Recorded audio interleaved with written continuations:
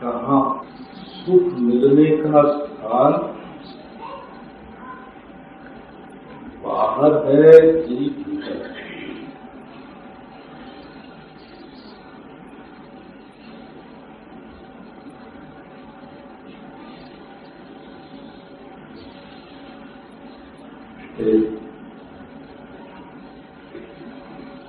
इस बात पर आप गौर नहीं करेंगे। वेदांत का प्रयोजन जो है, किस लिए वेदांत किस लिए है?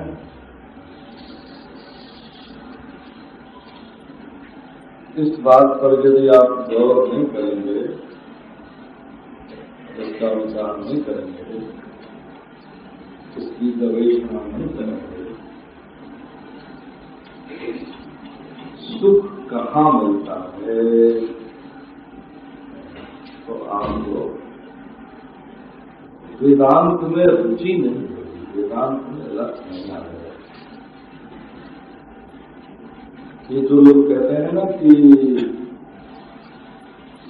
वेदांत की करो, प्रेम की बात करो, रस की बात करो, भक्ति की बात करो, उसमें बड़ा स्वाद आता है। वेदांत की बात करो, रुचि खटपट की खटपट है।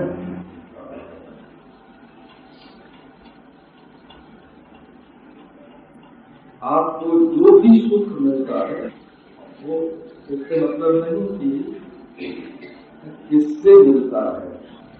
संभव है वो धन से मिलता हो,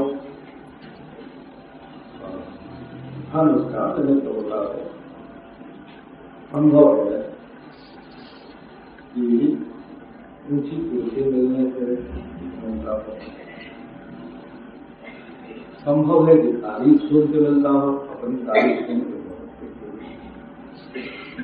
स्तोत्रम कस्य न तुष्टये, कालिदास ने कहा कि अपनी तारीफ सुन के किसको खुशी नहीं होती, अपनी तारीफ सुन के सब खुश हो जाता है। तो संभव है धन आपके सुख को जगाता हो, संभव है कुर्सी जगाती हो, संभव है तारीफ जगाती हो, संभव है भोग मिलता हो, आपको तो सुख मिलता हो।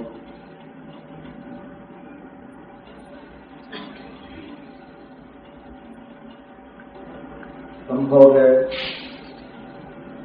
खूब शांति हो तब सुख मिलता हो। ये भी संभव है कि आप खूब दान करते हैं, गरीबों को खूब बांटते हैं, तब सुख मिलता हो। जिसके मकान नहीं है उसको मकान दे रहे हैं, जिसके कपड़ा नहीं है उसको कपड़ा दे रहे हैं, जो रोगी है उसको दवा दे रहे हैं, जो भूखा है उसको अन्न दें। आपके हृदय में बड़ा सुख होता है। अभी हम ये विचार नहीं करना चाहते कि आपको किस काम से या किस वस्तु से या किस भोग से सुख मिलता है। हम ये विचार करना चाहते हैं कि जो सुख की कुरकुराहट होते हैं ये कहाँ होती है।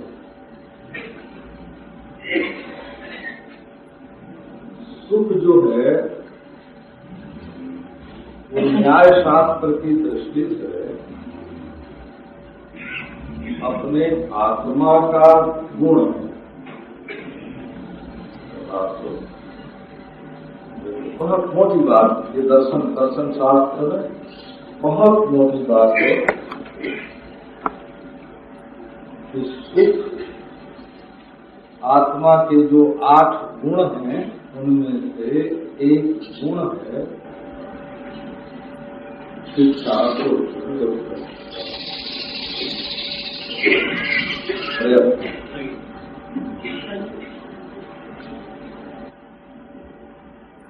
तो सुख जो है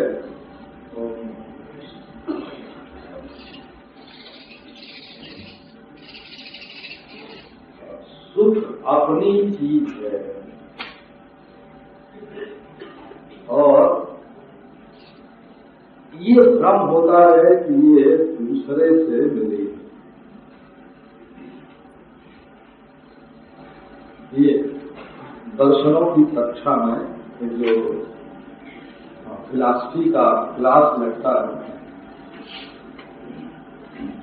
उसमें ये सबसे मोटी बात है कि सुख आत्मा का गुण है।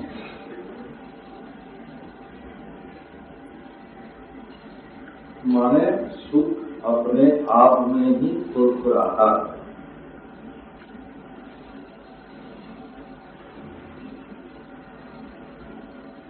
कभी फुरता है कभी नहीं फुरता है। ये न्याय शास्त्र का मतलब है, कभी फुरता है कभी नहीं। तो यदि आपको सुख चाहिए तो उसको अपने आप में ही फुरफुराने देना चाहिए।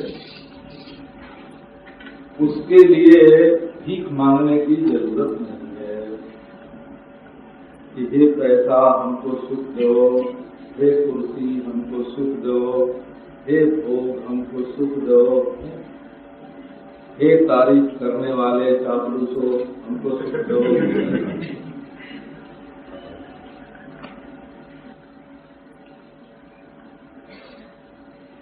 अगर आपको सुखी जीवन व्यतीत करना है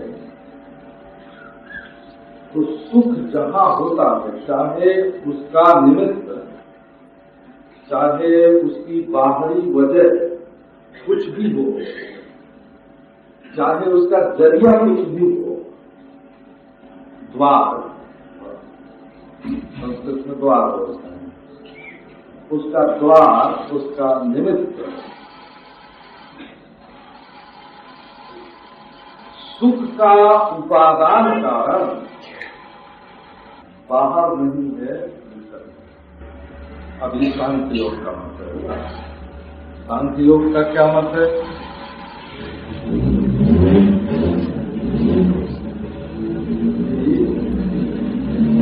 जब अंतःकरण का सत्वाकार परिणाम होता है तो सत्वगुण का जो व्यक्ति विशेष है उसी को सुख है।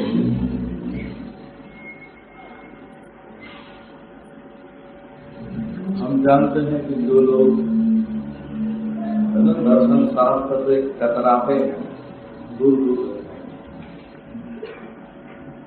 उनके ध्यान में ये बात नहीं बैठे। अपना मन जो है ना, अपना मन हमने देखा है। एक बार हमारा 2 आना पैसा खो गया और वो बहुत तकलीफ हुई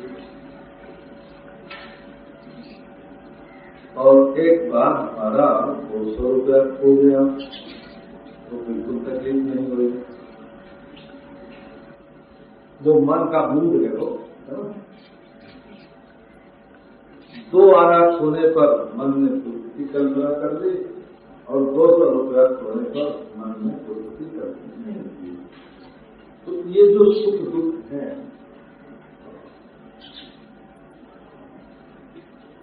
अंतःकरण का तमोगुणी वृत्ति के रूप में परिणाम होते हैं, सत्वगुणी वृत्ति के रूप में परिणाम। परिणाम माने बदलना हो, परिणति होना।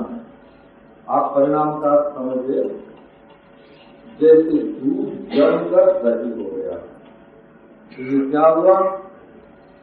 दूध का परिणाम हुआ दही के रूप में। ऐसे आपका जो अंतःकरण है ज्ञानात्मक सत्वगुणी वृत्ति, उसका सुख के रूप में झलकने लगा।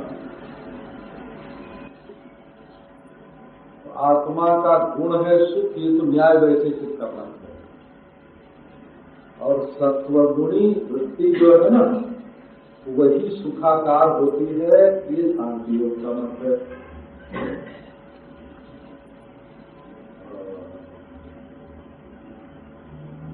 और मीमांसा दर्शन का मत ये है सुख के संबंध में कि जो हम अच्छे अच्छे कर्म करते हैं ना, उन कर्मों के संस्कार अंतःकरण में जमा होते हैं, उनसे अपूर्व उत्पन्न होता है, ये उनकी भाषा है। और वो समय पर सुख के रूप में जाहिर होता है। तो 5 दर्शन की बात नहीं हो रहा है और 6ठे दर्शन की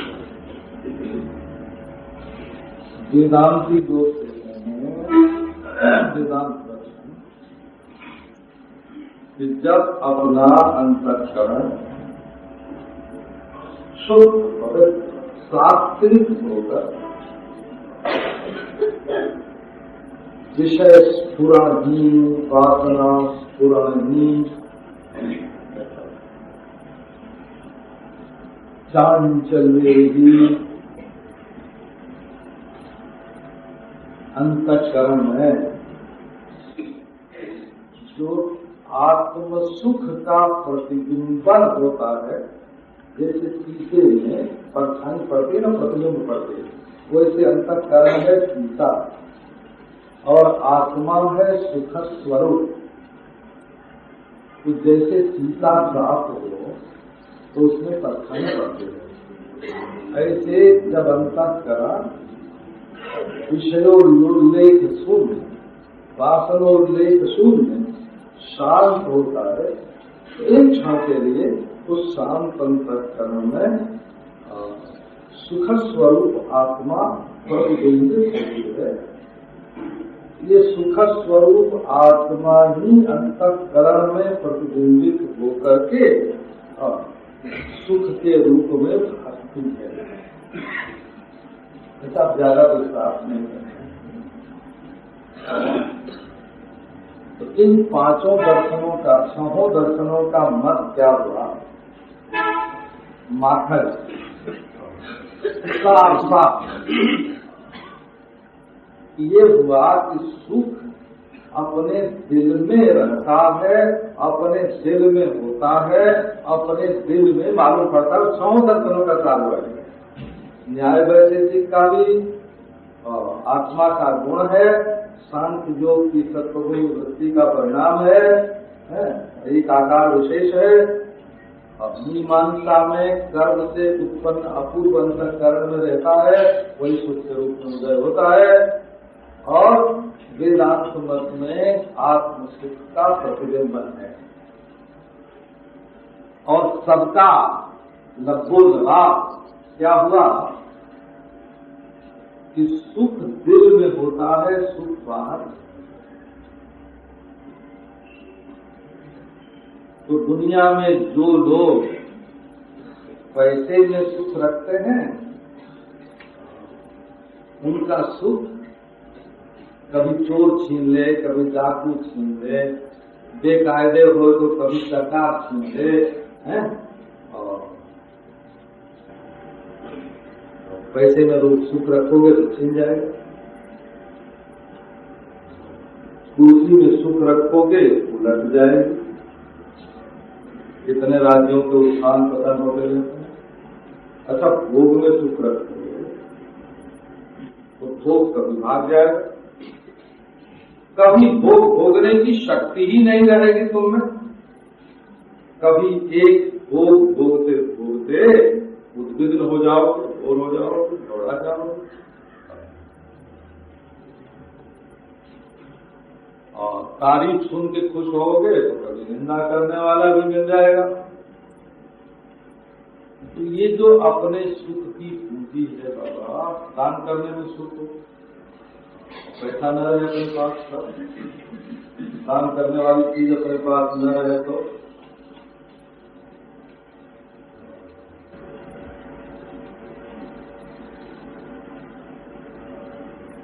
ये नाचने में सुख हो और शरीर काम न दे तो, गाने में सुख हो, जीव काम न दे तो भी अपनी सबसे बड़ी पूंजी है सुख, और वो अपने दिल में ही रहे ना तब तो सुरक्षित है। और यदि हम भ्रमवश, ये भूल है, ये भ्रम है कि हम अपने आत्मा, सुख स्वरूप आत्मा को छोड़कर, और उसके एक नंबर का सुख आत्मा, 2 नंबर का सुख अंतःकरण में आत्मा का प्रतिबिंबन, 3 नंबर का सुख सत्वगुणी वृत्ति है, उसमें उपासना भी आती है, 4 नंबर का सुख और दुख दोनों का द्वंद्व है, कभी सुख आता है कभी दुख आता है, तो स्वाभाविक ये गुण, सुख भी गुण है, दुख भी गुण। और ये दुनियादार लोग जहां अपना सुख रखकर उसको पाने के लिए चोरी करते हैं, बेईमानी करते हैं, व्यभिचार करते हैं, अनाचार करते हैं, दूसरे को दुख पहुंचाते हैं, लड़ते हैं, झगड़ते हैं, वो तो सिवाय बेवकूफी के और कुछ है ही नहीं। इस बात को ज्ञानी पुरुष जानते हैं। इसी से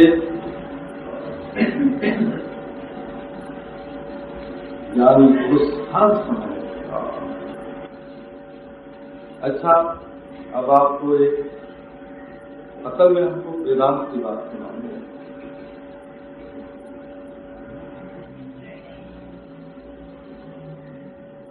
सुख की बात ये सुनाई, आपका जो प्रयोजन है, प्रयोजन क्या है?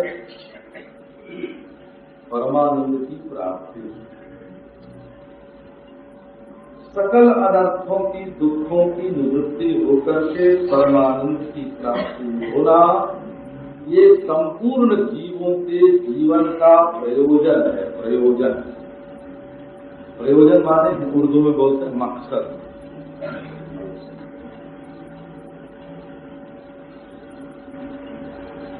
सुख चाहिए। वेदांत ने कहा सुखमेव लब्ध्वा करोति ना सुखम लब्ध्वा करोति। सुख मिले तब आदमी करता है, ना मिले नहीं।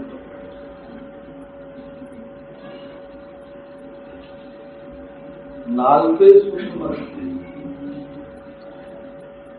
छोटी चीज में सुख नहीं है। नाल पे सुख मत दे, जो वही घूमा तत् सुखा, जो अनंत है वही सुख। अच्छा, सुख दुख के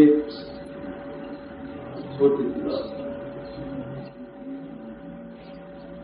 जब तुम्हारा दिल बिगड़ता है तब उसका नाम दुख होता है। जब दूध सड़ जाता है तो फेंकने का मन होता है कि नहीं? दही सड़ जाता है तो फेंकने का मन होता है कि नहीं?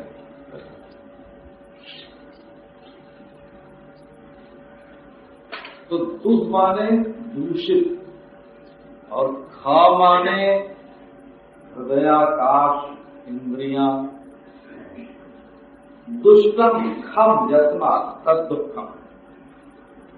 दुख क्या है? आपके दिल का बिगड़ना, आपके दिल का सड़ना। और सुष्ठु खम यस्मा तद सुखम। सुख क्या है? आपके हृदय का सौंदर्य, आपका दिल बढ़िया बना रहे, इसका नाम सुख है। इसमें दुनियादारी की कोई जरूरत नहीं है। अपना दिल बढ़िया बना रहे, आप सुखी हैं। आपका दिल घटिया हो जाए, आपका दिल बिगड़ जाए, आप दुखी हैं। तो सबसे बड़ी बात क्या हुई? अपने दिल को बढ़िया बनाए ना। अपने दिल को बढ़िया कैसे बना के रखें? तो संसारी लोगों ने कहा कि विषय भोग करो तब आपका दिल बढ़िया बना रहे।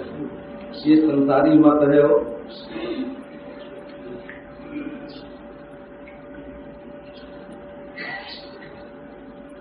देने का धर्मात्माओं ने कहा कि दूसरों को सुखी करने का आनंद है,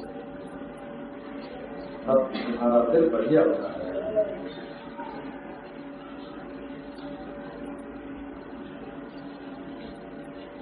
भक्तों ने कहा कि दिल को बढ़िया बनाए रखना बड़ा बहुत सुलभ। कैसे? शंकर जी की कोई पुरानी पिंडी कड़ी, मूर्ति कड़ी, एक लोटा पानी लो और हर हर हर महादेव करके आप उसके ऊपर धारा, जल की धारा गिराओ। हम आपको ईमानदारी की बात बताते हैं। हमने ज्यादा शिक्षक को नहीं देखा, में ज्यादा नहीं देखा। हमने तो सीढ़ी पर हाथ देखा था, जब बोलता नहीं था, वो बोलने वाला सिनेमा था। फिर राम राज्य बर्फ बनाते। एक संत ज्ञानेश्वर भी करते। तो एक पिक्चर देखने पर सुख मिलता है, इनको तो कहना मुझे। और एक शंकर जी की मूर्ति पर एक लोटा जल चढ़ाने का सुख करता है। आप अपने दिल को तोड़।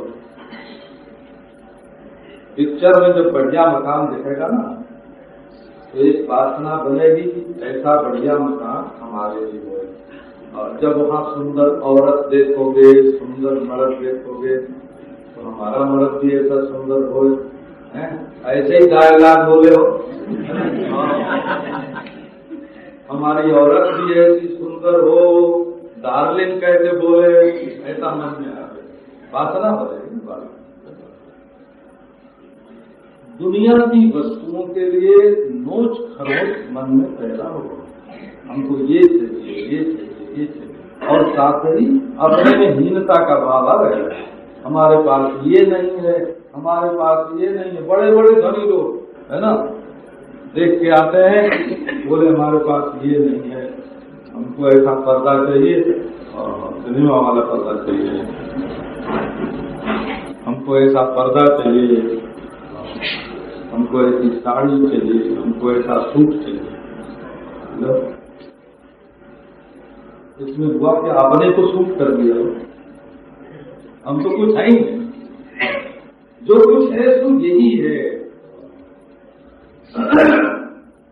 तो आप वेदांत का प्रयोजन करेंगे। प्रयोजन माने ज्ञातम सत आत्मनि इष्यते। जिसको समझ लेने पर हम अपने में बैठना चाहें। जब हम परमानंद को समझते हैं, तब परमानंद को छोड़ना नहीं चाहते। और यदि परमानंद अपने आत्मा का स्वरूप न हो तो छूट जाएगा। वेदांत बताता है तुम परमानंद हो, तुम सुख स्वरूप हो, तुम्हें किसी के घर सुख उधार लेने की जरूरत नहीं है। न धन से सुख उधार लेना है, न सकल सूरत से सुख उधार लेना है, न भोग से सुख उधार लेना है ना, न कर्म से सुख उधार लेना है, न सुख की भीख मांगना है कि तुम हमको सुख दे जाओ, तुम हमको सुख दे जाओ। दुनिया में कहलाते हैं बड़े बड़े आदमी और सुख की भीख मांगते बोलते हैं, हमारे अंदर सुख नहीं है, हमको ये चीज मिलेगी तब हमको सुख मिलेगा। देखो ये वेदांत का प्रयोजन हमारे जीवन में इसकी जरूरत है, जरूरत है, सुख की जरूरत है।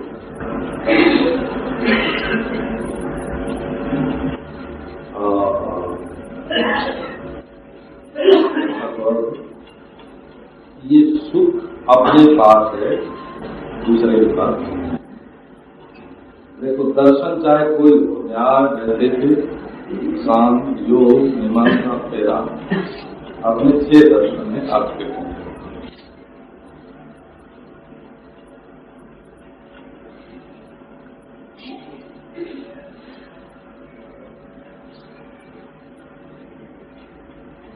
नास्तिकों के दर्शन की बात करें तो वो जरा चार्वाक दर्शन में जो बिल्कुल भौतिकवादी है ना, वो कहता है राज, वो कहता है भोग में सुख है, वो कहता है विषय में सुख है, बस नास्तिक है। एक बात और होता है,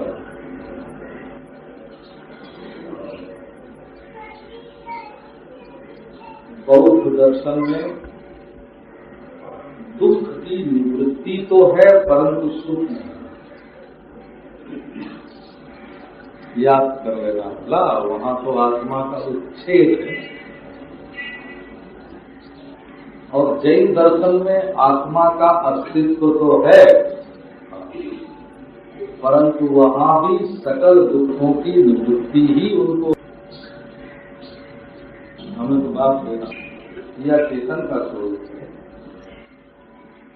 सुख न जड़ के साथ रहता है न जड़ का स्वरूप है। ये बात आपकी समझ में आ रहा है ना, कि सुख हमेशा चेतन के साथ रहता है। अगर सुख अलग भी है तब भी सुख का अनुभव चेतन ही करेगा, जड़ नहीं करेगा। ये आप दर्शन शास्त्र की एक हल्की फुल्की बात अपने ध्यान में रख लो कि सुख जब होगा तब चेतन को ही होगा। ये बात दूसरी है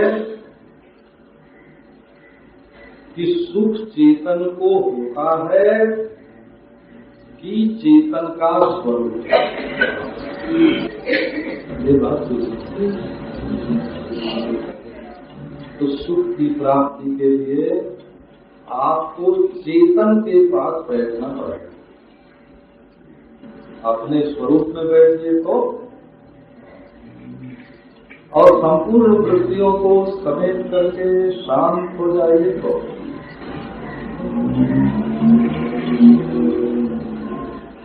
हमारे महात्मा लोगों ने कहा है कि एक हर्ष होता है और एक आनंद होता है। तो विक्षेप में जैसे नाचने में, गाने में, बजाने में, कुछ करने में, कुछ भोगने में, कुछ सुनने में जो सुख होता है वो विक्षेपानंद है बोला, उसको हर्ष बोलते हैं, उसका नाम हर्ष है, विक्षेपानंद है। और चित्त वृत्ति की शांति में जो आनंद होता है वो चाहे आनंदानंद समाधि हो जो, और चाहे भागवतानंद हो, और चाहे आत्मानंद हो, चाहे ब्रह्मानंद हो, उसको शांतानंद बोलते हैं। शांतानंद एक होता है विक्षेपानंद और एक होता है शांतानंद। तो जो विक्षेपानंद होता है वो तो लुका छिपी खेलता है, वो लुका छिपी आंख में चौनी, कभी रहेगा कभी नहीं रहेगा, विक्षेपानंद है ना। विक्षेपानंद आंख मिचौनी का खेल खेलता है, और शांतानंद जो है वो आंख मिचौनी का खेल नहीं खेलता, वो गंभीर होता है, वो गंभीर होता है। यदि विषय और इंद्रिय के संयोग से और विषय और मन के संयोग से आपको आनंद आता है तो वो छूट जाएगा। जो संयोग से मिलेगा वो वियोग में छूट जाएगा। अब आओ आपको ये चेतन निष्ठ जो सुख है, तो आप चेतन को भी जानो तो जिज्ञासा की जरूरत हुई, जिज्ञासा की जरूरत हुई कि हम जाने की चेतन क्या है। एक बड़ी उल्टी बात ये आ गई दुनियादारी में कि वो चेतन की परिभाषा को लेते हैं अंग्रेजी की और विचार करते हैं वेदांत का।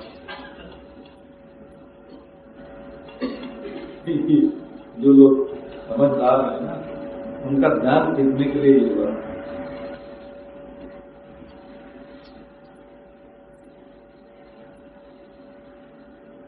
ये पट्टे ऐसा मानते हैं कि जिसके इंद्रिय है ना, इंद्रियवान होना चेतन का लक्षण है।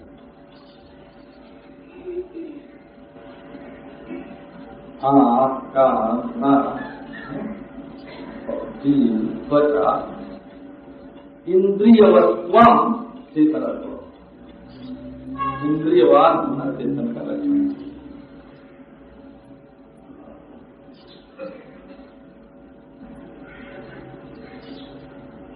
हमारे चेतन का लक्षण इंद्रियवान होना चेतन का लक्षण है, और तो शरीर चेतन हुआ ना। प्राणी का शरीर चेतन है, अन्नमय कोश चेतन है।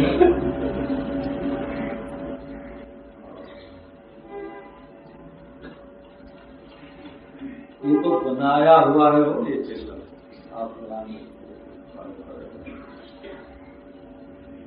इंद्र सृष्टम, इंद्र दत्तम, इंद्र जुष्टम, इंद्रियाम। इंद्रिय किसको कहते हैं? इंद्र ने जिसको पैदा किया, और इंद्र जिसमें मिला रहता है, इंद्र ने जिसको दिया। ये इंद्र क्या होता है? ये बात जरा खड़े। हाथ के देवता का नाम इंद्र है। इंद्र माने कर्माराध्य और कर्म प्रेरक। जिस शक्ति से हम कर्म कर पाते हैं और कर्म के द्वारा जिसकी आराधना होती है, वो कर्म प्रेरक कर्माराध्य देवता इंद्र है। अर्थात कर्म से ही हमको इंद्रियां मिली हैं, नहीं तो कोई अंधा और कोई आंख वाला और कोई ऐसा ताना, ऐसा ताना, कोई ऐसा ताना, कोई काना, कोई काना, कोई ऐसा ताना, कोई अंधा, कोई दिखा आंख वाला। तो ये कर्म के अनुसार इंद्रियों की प्राप्ति। कहने का मतलब कि कर्म के अनुसार इंद्रियों में सौष्ठव और इंद्रियों में पाटव, इंद्रियों की सुंदरता और इंद्रियों की पटुता, निपुणता, दोनों कर्म के अनुसार प्राप्त होंगे। अब पहले यही आपको चेतन के पहचान में जो भेद है, जो दृश्य नहीं है स्वयं और दृश्य का प्रकाशक है। प्रकाश मात्र ही, ज्ञान मात्र ही चेतन का लक्षण है। ये आप चेतन की पहचान, ज्ञान मात्र, दृढ़ मात्र। योग दर्शन में दृश्य शब्द से बोलते हैं, पहले दृष्टा बोलते हैं समाधि का तो दृष्टा होता है और अपने स्वरूप में बैठता है। और कैवल्य में ऋषि मात्र उसको बोलते हैं। जानना चेतन का लक्षण है, इंद्रिय वाला होना चेतन का लक्षण है। इंद्रियों की उत्पत्ति को जानना, इंद्रियों की स्थिति को जानना, इंद्रियों के प्रलय को जानना, इंद्रियों के भावाभाव को जानना, इंद्रियों के भावाभाव के अनुकूल जो शक्ति है उस शक्ति से अवच्छिन्न दृढ़ मात्र को चेतन है।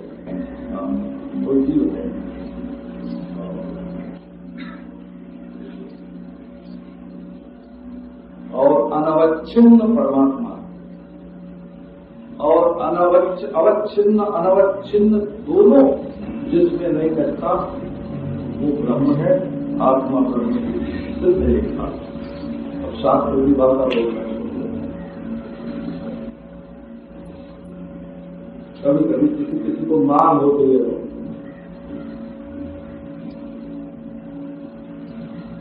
उनके लिए कठोर भाषा में बोली जाए ना, कुछ अवच्छेदता अवच्छिन्न कुछ प्रकार का निरूपित उपाधि अध्यक्ष प्रतिष्ठान ये करना बोले तो उनको संतोष।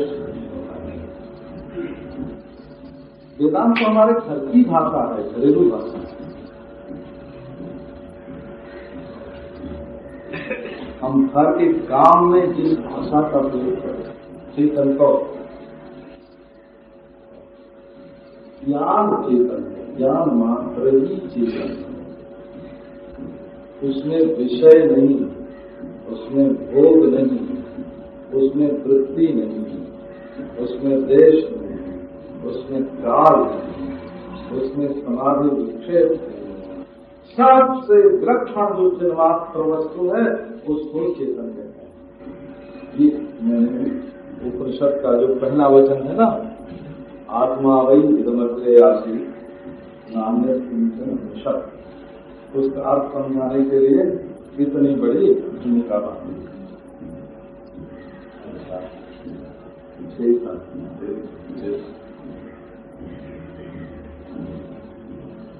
ये चित्त शब्द दो प्रकार से बनता है।